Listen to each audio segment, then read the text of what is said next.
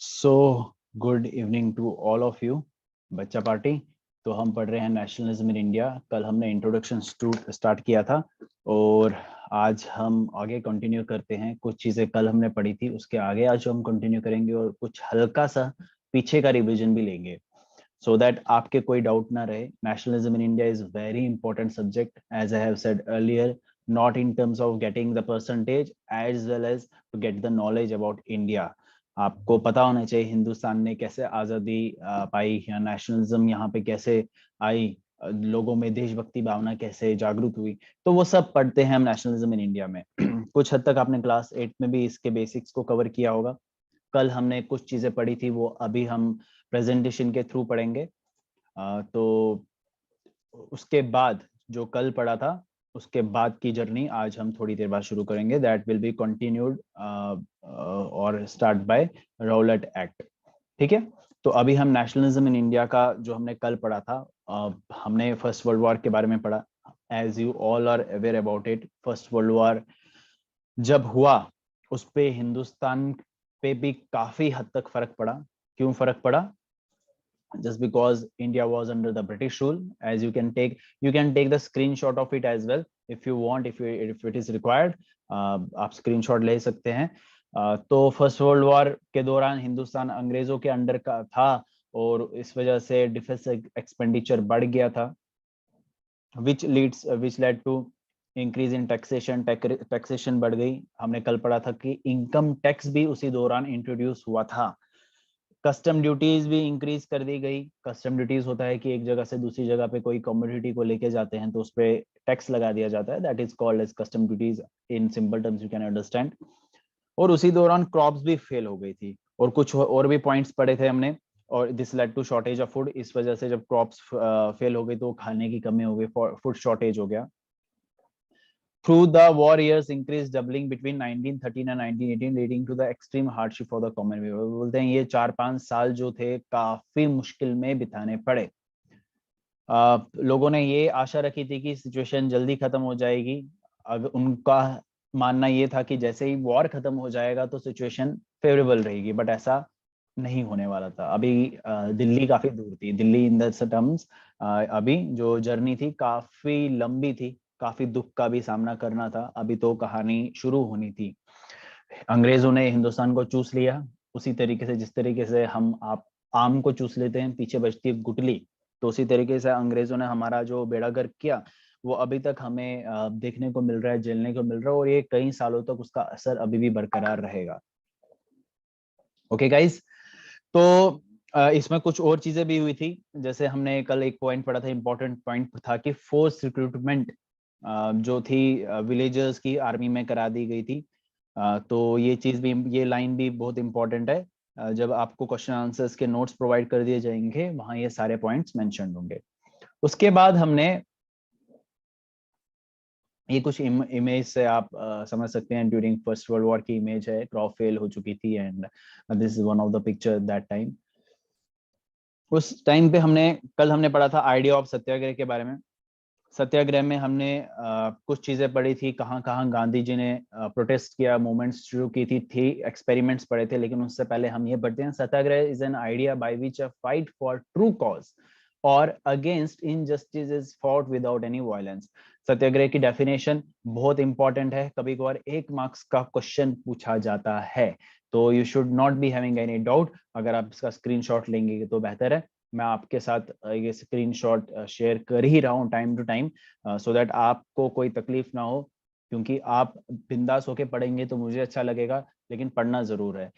Which I have seen so far, बच्चे क्या करते हैं ऑनलाइन में, उनको पता है टीचर देखने हमें नहीं देख रहे हैं, लेकिन अपने एथिक्स को भूल जाते हैं। जो तहजीब है, जो शिष्टाचार है बच्चों का, वो भूल जाते हैं। वो लेटे लेटे पढ़ लेते हैं, मस्ती में पढ़ लेते हैं, साथ में टीवी चल रहा होता है तब पढ़ते हैं, साथ में घूमने जाते हैं just to show the attendance they study. But I really do not want that. ये मेरी आप सबसे रिक्वेस्ट है, as a friend you can take me. ऐसा मत किया कीजिए, बिकॉज सबकी मेहनत लगती है, चाहे वो कोई भी हो। It is not in my class only. आप इन एटिकेट्स को मत भूलिए। When teacher is teaching you, उस टीचर की मेहनत की रिस्पेक्ट करके आप ध्यान से, प्यार से, प्रेम से पढ़िए उस टाइम पे। सो उससे क्या होगा, यू विल फील ब्लिस, आपको भी खुद भी अच्छा लगेगा that you are respecting a teacher who is working for you as well. तो इसमें मेहनत लगती है, तो जब टीचर पढ़ाए ध्यान से प्यार से जब पढ़े अच्छे से पढ़े, जैसे मैं बैठा हूँ उसी तरीके से आप भी बैठे और पढ़े, पढ़ने के टाइम पे पढ़ाई, मस्ती के टाइम पे मस्ती, तो आप मस्ती भी करे, मूवीज भी देखे, हर हर काम करे, हर एक अच्छा काम करे, लेकिन पढ़ाई के टाइम पे पढ़ाई करे। Okay, as I have said, पढ़ाई सिर्फ not to get percentage, to get good marks, सिर्फ उसके लिए नहीं पढ़ना है, हमें नॉलेज गेन के लिए पढ़ना है। तो इसलिए ये इंपॉर्टेंट अभी टॉपिक है। मैंने बताया सत्याग्रह का मूवमेंट क्या था। गांधी जी आए 1915 में, ये कल का मैं रिपीट कर रहा हूं अभी तक, so that you can revive it back, आप फ्लो में आ जाओ। उसके बाद उन्होंने कुछ कंसेप्ट लाए थे साउथ अफ्रीका से, और उन्होंने हिंदुस्तान में इम्प्लीमेंट किए। उसको कहा जाता है 3 experiment of Gandhi ji with Satyagraha, Gandhi ji के 3 एक्सपेरिमेंट सत्याग्रह के साथ। Okay, am I audible? आप सबको समझ में आ रहा है? चैटिंग सेशन में मुझे बता दीजिएगा। वो 3 कौन से थे? चंपारण बिहार, खेड़ा गुजरात और अहमदाबाद गुजरात।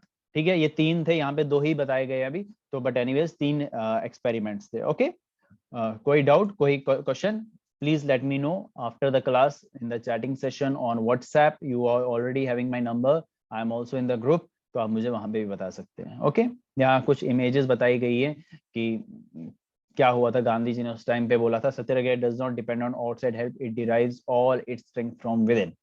ओके, तो आज की जर्नी शुरू होती है रॉलेट एक्ट से।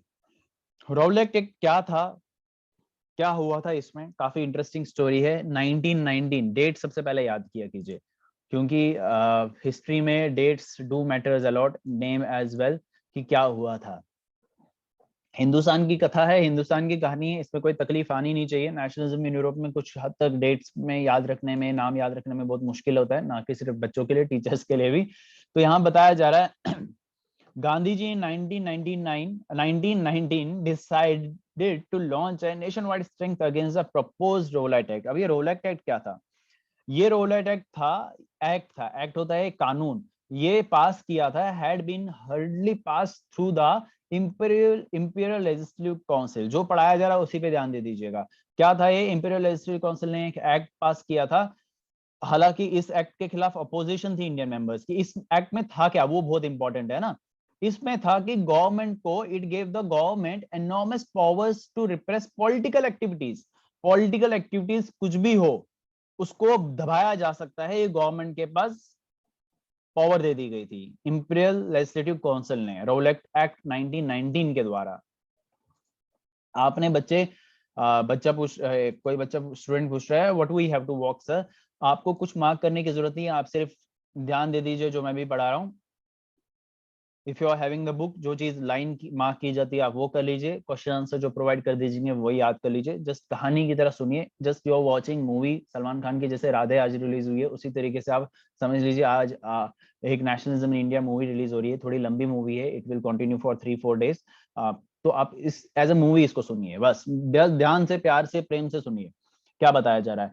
इंपीरियल लेजिस्लेटिव काउंसिल ने एक एक्ट साइन किया रॉलेट एक्ट के नाम पे 1919 में, जहां गवर्नमेंट को पावर्स दे दी गई कि वो पॉलिटिकल एक्टिविटीज को दबा सके। कौन सी पॉलिटिकल एक्टिविटीज को? जो इंडियंस लीडर्स ने शुरू की थी, ऑफ कोर्स गवर्नमेंट के खिलाफ जो जो चीजें हो रही थी। और सबसे वर्स्ट पार्ट इसमें था कि it allowed detention of political prisoners. इसमें पॉलिटिकल प्रिजनर्स को पकड़ा जा सकता था विदाउट एनी ट्रायल। ट्रायल होता है किसी जज के सामने पेशी, फॉर 2 years, 2 साल तक किसी जज के सामने उनको पेश करने की भी जरूरत नहीं थी। इतना क्रूअल एक्ट लाया था। एग्जाम्पल के तौर पे आपको सिंपल भाषा ज्यादा समझ में आती है। आप कोई प्रोटेस्ट कर रहे हैं गवर्नमेंट के against and you are politically involve, आपको पकड़ती है पुलिस या गवर्नमेंट, जो भी प्रशासन एडमिनिस्ट्रेशन काम कर रही है अपने पावर्स के थ्रू, और आपको किसी कोर्ट, किसी जज के सामने पेश नहीं किया जाता और 2 साल तक आपको जेल में रखा जा सकता। Is it proper way? क्या ये सही तरीका है? बिल्कुल नहीं तरीका, बिल्कुल सही तरीका नहीं है। हाँ, हो सकता है इफ यू आर नॉलेजेबल, कई जगहों पे ये किया जाता है just for the national security, but उस टाइम पे नेशनल सिक्योरिटी की बात हो नहीं रही थी, क्योंकि वही अत्याचार करते आ रहे हैं। नेशनल सिक्योरिटी के नाम पे वी कैन अंडरस्टैंड कश्मीर में एक एक्ट है that is known as AFSPA, arm force special power act, जहां पे आर्मी के पास कुछ मेजर पावर्स हैं, वे अगर उनको सस्पिशियस एक्टिविटी लगती है और without warning they can arrest और sometimes they can fire without the permission of their higher authorities. किसी हायर अथॉरिटी से परमिशन लिए बिना वो सस्पिशियस पर्सन पे फायर भी किया जा सकता है, but that is not in every state, that is in very sensitive area, और कश्मीर में हर एरिया में नहीं, कुछ एरियाज में ये डिप्लॉयड है। ओके तो जैसे बच्चे पूछते हैं कि जैसे पूछ भी रहे हैं कि violate the human rights, no, when it is for the security of a nation, it is not against the violate right human right, but yes, if it is not favorable for the people, for the society, then it is against the human rights. What the Britishers were doing, of course that was against the human rights. Okay, anyways अभी हम book पे आते हैं, क्या लिखा है। Mahatma Gandhi wanted non-violent civil disobedience against such unjust laws। Gandhi ji इसके खिलाफ आवाज उठा रहे थे और बोलते ये बिल्कुल सही नहीं है, इसलिए which would start with a हड़ताल, और उन्होंने बोला कि हड़ताल होगी 6 अप्रैल को। तो आपको याद रखना है गांधी जी ने नॉन सिविल डिसओबीडियंस मूवमेंट शुरू की हड़ताल से ऑन 6 अप्रैल, कौन से साल में, 1919 में, 1919 में। ओके यहाँ लिखा नहीं है, of course very easy to guess कि 1919 की कथा चल रही है, स्टोरी चल रही है, तो 1919 नहीं होगा। उसके बाद इसका रिजल्ट क्या रहा, this is all result. Question पूछा जाता है रोलेट एक्ट क्या था, आपने यही आंसर देखना है थोड़ा लंबा एक्सपेंड करके, जिस तरीके से मैंने एक छोटे से पैराग्राफ को इतना लंबा खींचा, जस्ट बिकॉज 3 मार्क्स का क्वेश्चन आता है।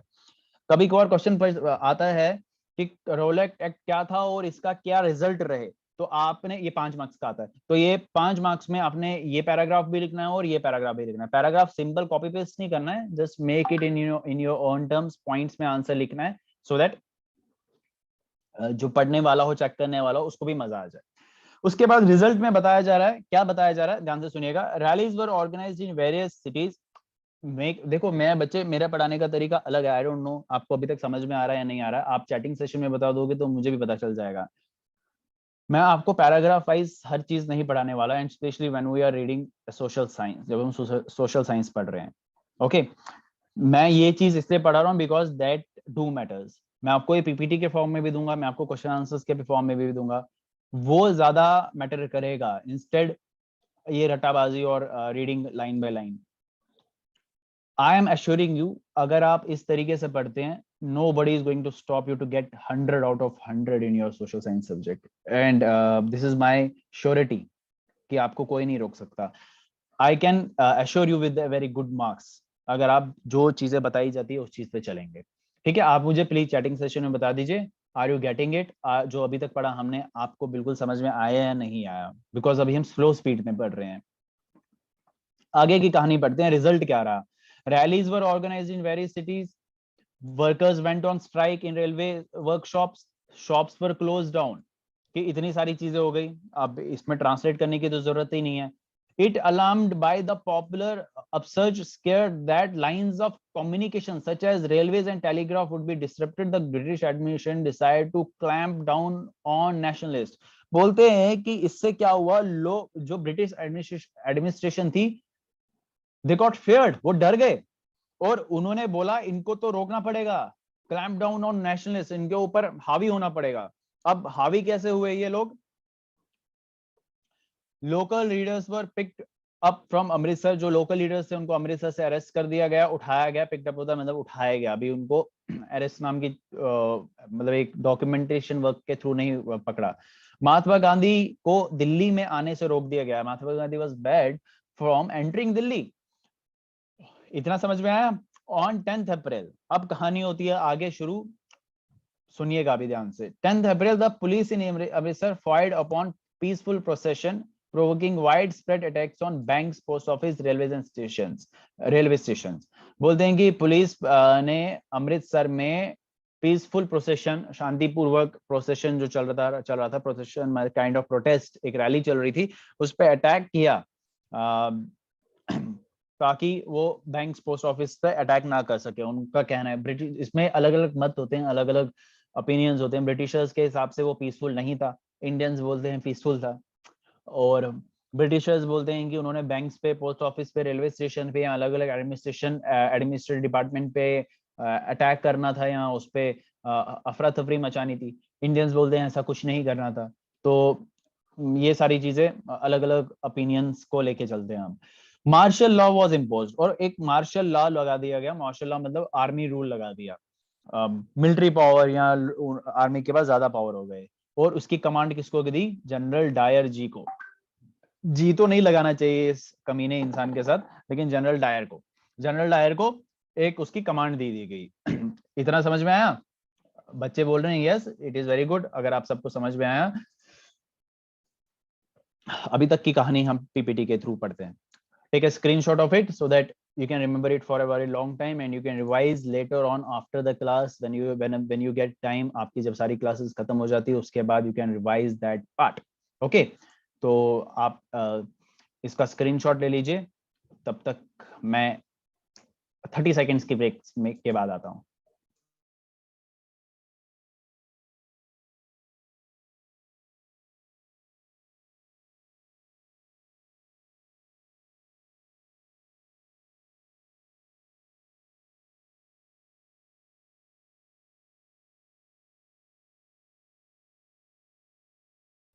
ओके, सो आई होप आपने समझ लिया होगा अभी तक जो हमने पढ़ा क्या क्या हुआ। उसके बाद की स्टोरी हम पढ़ते हैं बुक के द्वारा।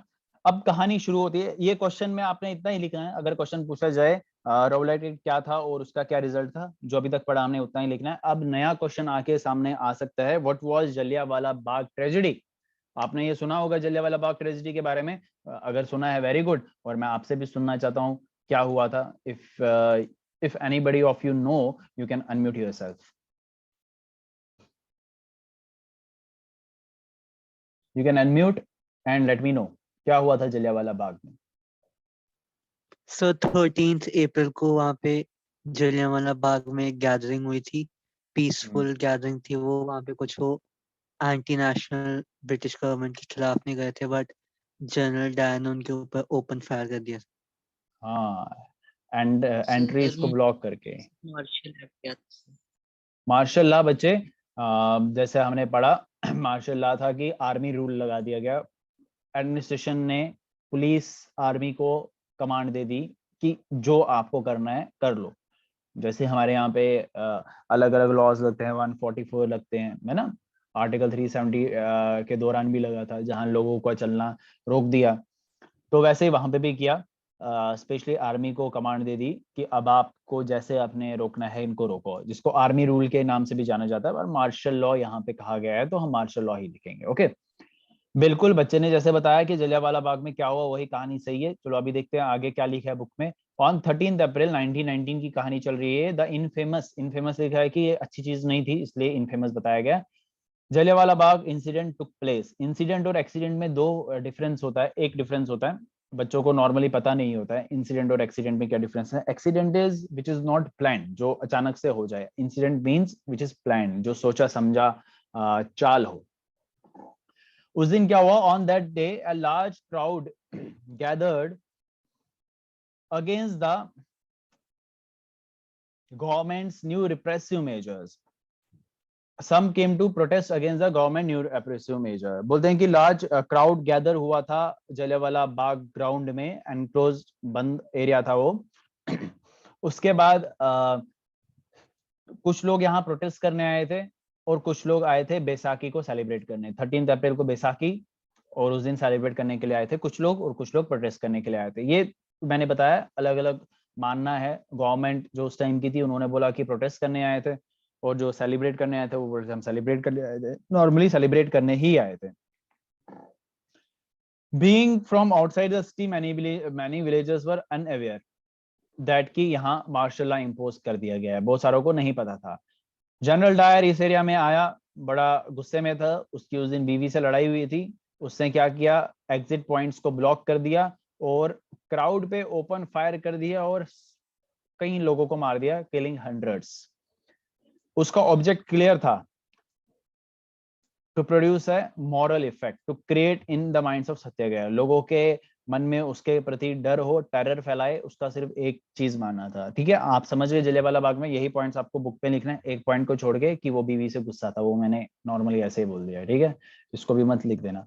As the news of Jallianwala Bagh spread, crowds took to the street in many North Indian towns। बोलते जब ऐसी ट्रेजेडी हुई, ऐसा इंसिडेंट हुआ, तो ये शोर हिंदुस्तान के अलग अलग कोनों तक गया।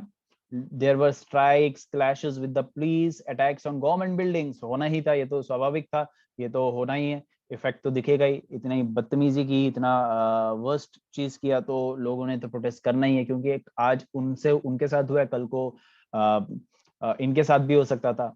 द गवर्नमेंट रिस्पॉन्डेड, और गवर्नमेंट भी कुछ शांत नहीं रही, गवर्नमेंट ने भी अच्छे तरीके से इसका सामना किया। ब्रूटल रिप्रेशन होता है, बहुत अच्छे तरीके से दबाने की कोशिश की। Seeking to humiliate and terrorise people, लोगों को डराने की कोशिश की। टेरराइज होता है कि लोगों में डर बनाए रहे, वो कोशिश किया। सत्याग्रह के कुछ ने ऐसे किया कि सत्याग्रहों को पकड़ के उनसे उनकी नाक नीचे रगड़वाते थे, जमीन पे घसीटते थे, उनको क्रॉल करने पे मजबूर करते थे, और भी बहुत सारी बदतमीजी करते थे कि उनको बोलते थे चलो सल्यूट मारो। ये सब हुआ। पीपल वर फ्लॉग्ड एंड विलेजेस, जो अभी पाकिस्तान में है, वो वहां बम्स वगैरह का भी यूज किया गया। वायलेंस हर जगह फैला, तो गांधी जी ने जो मूवमेंट स्टार्ट की थी वो रोक दी गई। ओके, वो रोकनी पड़ी। चलिए अब स्लाइड्स के थ्रू पढ़ते हैं। General Duke Dyer took command. If you are not having the, please take the screenshot. Even I am also sending you all, so that you can get it later on the groups. 13th April को Baisakhi fair was organized in Jallianwala Bagh. General Dyer ordered to close all the exit gates. He opened fire on the crowd. Hundreds of Indians died. Indians started to attack the government buildings. This violence forced to stop the movement. So there are the pictures of, ये है वो इंसान जिसने ऐसा किया था, और ये बुलेट मार्क्स जो अभी भी आपको देखने को मिलते हैं। When you will go to the Amritsar near Golden Temple, there is a Jallianwala Bagh, तो आप वहां जा सकते हैं, और वो पार्क एज ए म्यूजियम और उन शहीदों के नाम पे है जो लोग इससे इफेक्टेड थे, जिन लोगों ने अपनी जान गंवाई उस दौरान। ओके, तो उनका अभी भी ये रखा गया है प्रिजर्व करके। वो कुआं भी है वहां, एक वेल भी है, जहां पे कुछ लोग जो अंग्रेजों की गोली से नहीं मरना चाहते थे, उन लोगों ने उसमें सुसाइड कर दिया था। वो कुआं भी अभी है, हालांकि उसको प्रोटेक्शन दी है, उसको क्या एक फ्रंटायर जालियां वगैरह बांधी हुई है, सो दैट लोग उसको एक्सप्लॉइट ना करें, तोड़े वोड़े ना, नहीं तो लोग लिखने लग जाते हैं। देखोगे आप पुराने हेरिटेज जो बिल्डिंग्स होती हैं, क्या करते हैं लोग, वहां पे लिख देते हैं दिस लव दैट, है ना, ऐसा लिखते हैं, दिल बनाते हैं एंड ऑल। वो सब हिंदुस्तान में चलता रहता है। थूके फेंकते हैं, खाते हैं पान पराग एंड ऑल, वो जो भी खाते हैं गुटखा वगैरह, फिर वहां पे थूकने शुरू कर देते। तो हिंदुस्तान में एक चीज आम है, इसलिए वो सारी चीजें ना हो, तो गवर्नमेंट ने, एडमिनिस्ट्रेशन ने पूरे अच्छे तरीके से उसको प्रोटेक्ट किया है, ताकि लोगों को पता चले कि हिंदुस्तान किस मुश्किल घड़ी से निकला है। एनीवेज, आगे बढ़ते हैं।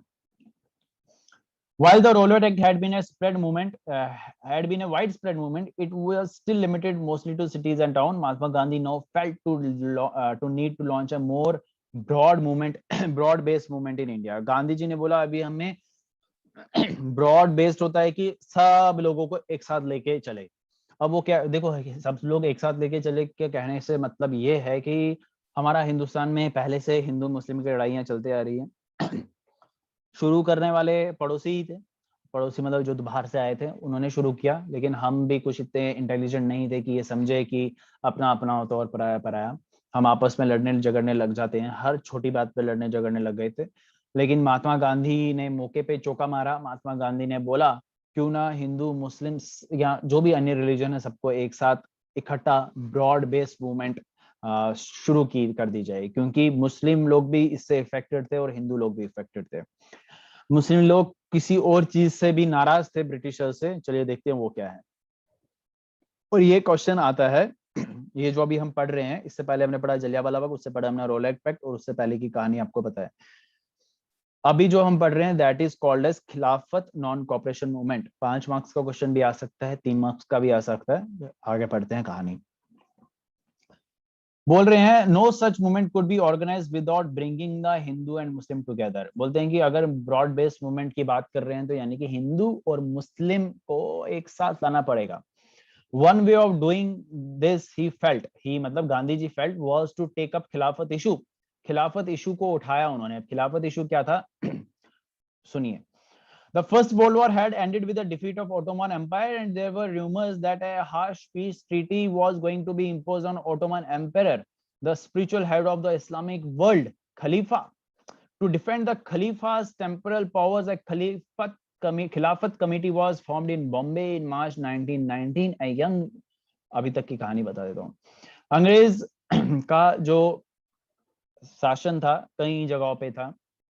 ओटोमन एम्परर, ओटोमन टर्की जो बात बोलते हैं, वहां पे फर्स्ट वर्ल्ड वॉर के बाद जब उनकी हार हुई, ओटोमन एम्पायर के जो हेड थे, स्पिरिचुअल हेड जो कहलाए जाते हैं, खलीफा उसको कहते हैं, इस्लामिक वर्ल्ड के स्पिरिचुअल हेड को उस टाइम पे खलीफा कहते थे, उनको हटा दिया गया और उनके साथ हार्श पीस ट्रीटी साइन की कर दी गई थी, जिससे मुस्लिम जहां जहां रहने वाले थे वो हर्ट हुए थे इस मूव के साथ, इस ब्रिटिशर्स के इस स्टेप के साथ। ठीक है, नींद तो नहीं आ रही ना आप लोगों को, समझ में आ रहा है? और इस चीज को प्रोटेस्ट करने के लिए बॉम्बे में भी एक मूवमेंट शुरू हुई थी, दैट वाज खिलाफत कमेटी, एक फॉर्म हुई थी बॉम्बे में मार्च 1919 में। और इसको शुरू करने वाले कौन थे? दो भाई, मोहम्मद अली और शौकत अली। बिल्कुल इंपॉर्टेंट पॉइंट है, ये पूछा जाता है इसलिए मैं इसको हाईलाइट भी कर रहा हूँ। मोहम्मद अली और शौकत अली। फिर आगे क्या हुआ? Began discussing with Mahatma Gandhi about the possibility of united mass action on the issue. Mahatma Gandhi और इनकी मुलाकात हो जाती है और ये बोलते हैं कि क्यों ना हम यूनाइट हो जाए। बोलते हैं ना दुश्मन का दुश्मन दोस्त हो जाता है। तो उसी तरीके से ब्रिटिशर्स दोनों के दुश्मन थे। जो ये दो दुश्मन नहीं थे, लेकिन आपस में अगर कहीं पे कुछ मनमुटाव थे, हिंदूज और मुस्लिम ने वो खत्म किए और एक मूवमेंट शुरू की। गांधी जी ने इसी अपॉर्चुनिटी को अपनाया, इसी मौके पे चौका मारा और मुस्लिम्स को और हिंदुओं को एक छतरी के नीचे यूनिफाइड नेशनल मूवमेंट शुरू कर दी। At the Calcutta session of the Congress in September 1920, he convinced other leaders of the need to start a non-cooperation movement in support of Khalifa as well as for Swaraj, Khilafat as well as Swaraj. इन्होंने बोला, Calcutta session हुआ, कांग्रेस का हुआ था, हालांकि Gandhi ji legally ऐसा कभी declare नहीं किया उन्होंने, officially he is a part of Congress, लेकिन कांग्रेस जो चलती थी गांधी जी के विचारधारा से और विचारधारा पे ही चलती थी। और उन्होंने उस टाइम पे बोला कि ये हमारे पास मौका है कि हम सब, मुस्लिम हो, हिंदू हो या कोई और क्यों ना हो, हम स्वराज यानी कि अपने स्वराज, अपने खुद का रूल के लिए लड़ाई आवाज उठाए। तो ये इस तरीके से सामने आए। यहाँ देखिए, ये नॉन कॉपरेशन मूवमेंट का लिखा है। Gandhi ji wrote a book Hind Swaraj in which he wrote that if Indians started to non-cooperate with Britishers, then India will be independent in 1 year. To bring Hindus and Muslims together, Gandhi ji met Muhammad Ali and Shaukat Ali. Further, the movement was renamed as Non-Cooperation Khilafat Movement. Okay, तो ये आगे शुरू हुआ। अब non cooperation movement क्यों शुरू होनी थी?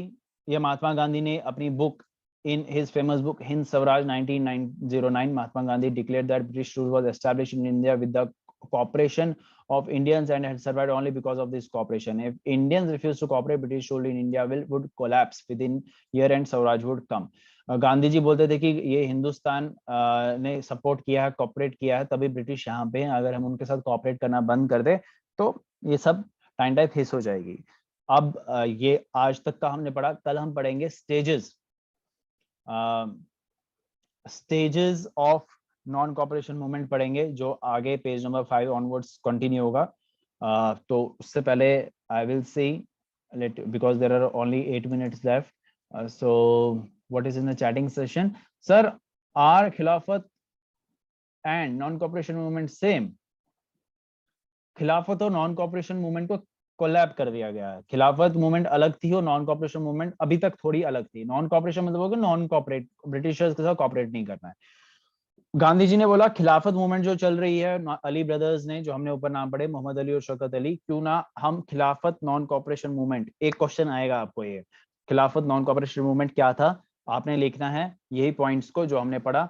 रोलेटेट सत्याग्रह जो था लिमिटेड था सिटीज और टाउन्स में। गांधी जी ने बोला हमें हिंदूज और मुस्लिम को एक साथ लाना है और एक वाइडर मूवमेंट अक्रॉस इंडिया शुरू करनी है। खिलाफत इशू वहां से हुआ था। मुस्लिम्स अलग अलग देश में रहने वाले मुस्लिम्स हर्ट थे ब्रिटिशर्स के उस मुंह से, जहां spiritual head of Islamic world खलीफा जिनको कहा जाता है उनको हटा दिया गया था और उनको पीस ट्रीटी साइन की गई थी। Harsh peace treaty, not a peace treaty. Mohammad Ali Shaukat Ali ने मूवमेंट स्टार्ट की थी। फिर गांधी जी ने एक ही सॉ एन अपॉर्चुनिटी कि मुस्लिम्स और हिंदूज को कैसे सामने लाए, और गांधी जी ने क्या शुरू किया, खिलाफत नॉन कॉपरेशन मूवमेंट। और उसके बाद जो स्टेजेस हैं वो हम कल पढ़ेंगे। आई होप इतना क्लियर हो गया होगा आपको। ओके तो कल इसकी कहानी आगे चलेगी। I know you all are excited, आगे क्या हुआ बहुत सारों को पता होगा, बहुत सारों को नहीं पता होगा। कल हम मिलते हैं सेम टाइम पे। तब तक के लिए bye bye, take care. If you are having any question to us, you can ask me here right now because we are having some time left. You can unmute yourself as well. Okay.